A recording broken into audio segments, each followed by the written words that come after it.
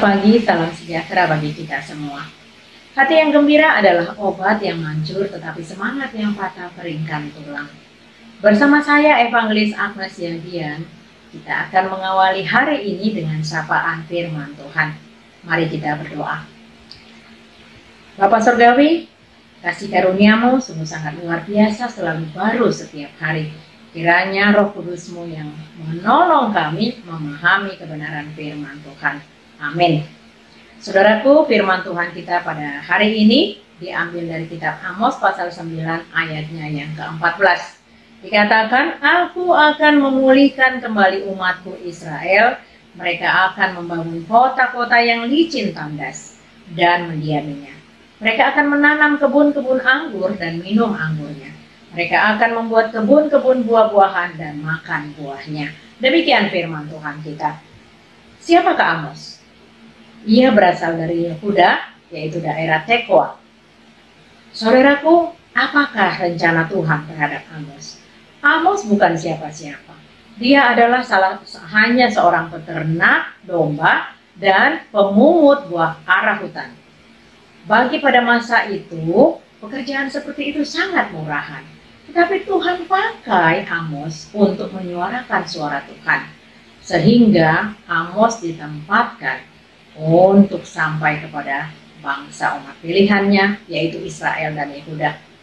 Tugas Amos sangat berat. Tidaklah segampang yang dalam pikiran manusia. Ketika dia menyuarakan suara Tuhan, bahkan dia mengatakan setiap penglihatan-penglihatan yang sudah diberikan kepadanya, raja, pemuka agama, bahkan penegak hukum, tidak peduli kepadanya. Sehingga Allah kecewa kepada umat pilihannya. Allah itu adalah kasih, tetapi Allah juga adil. Allah tidak ingin umat pilihannya itu akan mendapat hukuman. Tetapi karena kedegilan mereka, kekerashatian mereka, dan tidak mau mendengar suara Tuhan lewat Amos, maka benar-benar terjadi penghukuman atas mereka. Gempa bumi terjadi pada masa itu dan sangat dahsyat. Lalu mata air kering. Gunung Karmel tidak lagi menghasilkan air untuk kehidupan mereka. Sehingga mereka sudah mulai tidak menampakkan kesejahteraan. Sehingga mereka kembali kepada Tuhan.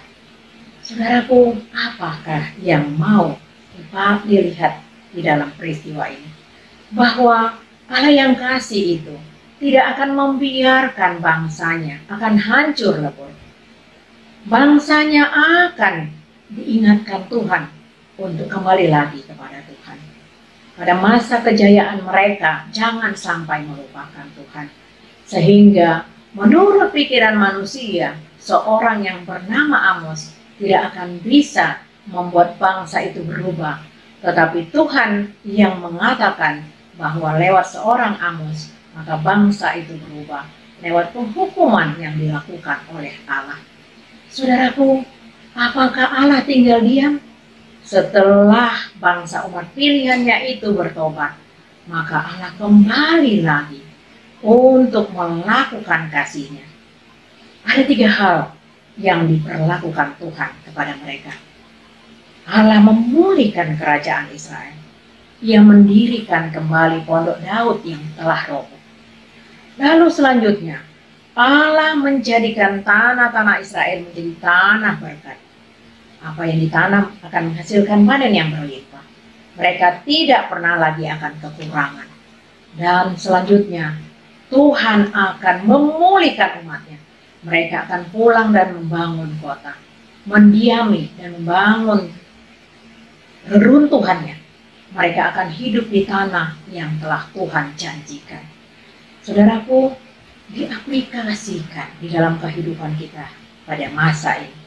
Mungkinkah kejadian pada masa itu terjadi lagi pada saat ini? Mungkin sekali. Karena banyaknya tawaran-tawaran dunia yang menjanjikan untuk kehidupan sesaat, membuat orang percaya menjadi melupakan Tuhan. Istilahnya sudah diberikan berkat yang baik, masih kurang saja. Banyak akhirnya orang-orang yang pergi ke orang-orang pintar atau ke paranormal. Lalu banyak juga orang yang pergi ke gereja itu hanya semacam formalitas. Mereka ke gereja, tapi mereka juga menyembah ilah-ilah lain. Demikian juga masih banyak hal-hal yang lain yang mengecewakan Tuhan. Orang-orang sudah tidak lagi mengandalkan Tuhan, sudah mengandalkan pikirannya sendiri. Berubah dari yang taat kepada Tuhan menjadi orang-orang ateis. Dan sekarang juga semakin banyak orang-orang yang melakukan ritual-ritual sampai ke gunung-gunung, bahkan pergi ke orang-orang yang sudah meninggal. Apakah hal itu tidak mengecewakan Tuhan? Tentu saja mengecewakan Tuhan. Hal yang terjadi bagi umat pilihannya pasti akan terjadi bagi orang-orang yang tidak setia kepada Tuhan. Penghukuman itu pasti akan terjadi. Tetapi bagi orang-orang yang mau bertobat, mau kembali lagi ke jalan yang benar, mau setia kepada Tuhan, maka Tuhan akan memulihkan, dosa-dosanya akan diampuni, sehingga hubungan atau relasi kita dengan Tuhan akan kembali lagi semakin membaik. Intinya kita juga harus merendahkan diri, mengaku dosa-dosa kita, lalu berdoa mencari Tuhan dan berbalik dari segala dosa-dosa kita dan kembali lagi kepada Tuhan.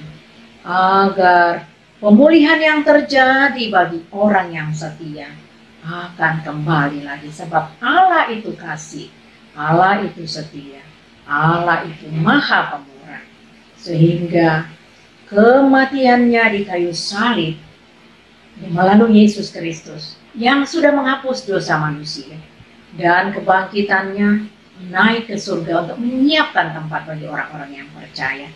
Maukah kita menjadi bagian dari orang-orang yang akan terpilih nantinya menjadi orang-orang yang menerima kerajaan surga?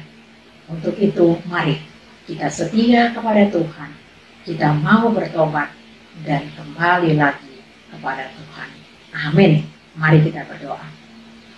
Bapa yang baik, firman-Mu telah kami sampaikan. Kami sudah mendengar kebenaran firman Tuhan. Ajari kami Tuhan untuk taat, setia kepadamu, karena Engkau maha kasih ya Bapa. Agar keadilan-Mu, penghukuman-Mu itu tidak sampai kepada kami ya Bapa. Terima kasih Tuhan. Di dalam nama anak-Mu Tuhan Yesus Kristus kami berdoa. Amin. Kasih karunia dari Tuhan Yesus Kristus, kasih dari Allah Bapa, dan persekutuan dari Roh Kudus menyertai kita hari ini sampai selama-lamanya. Amin. Selamat beraktivitas, Tuhan Yesus memberkati.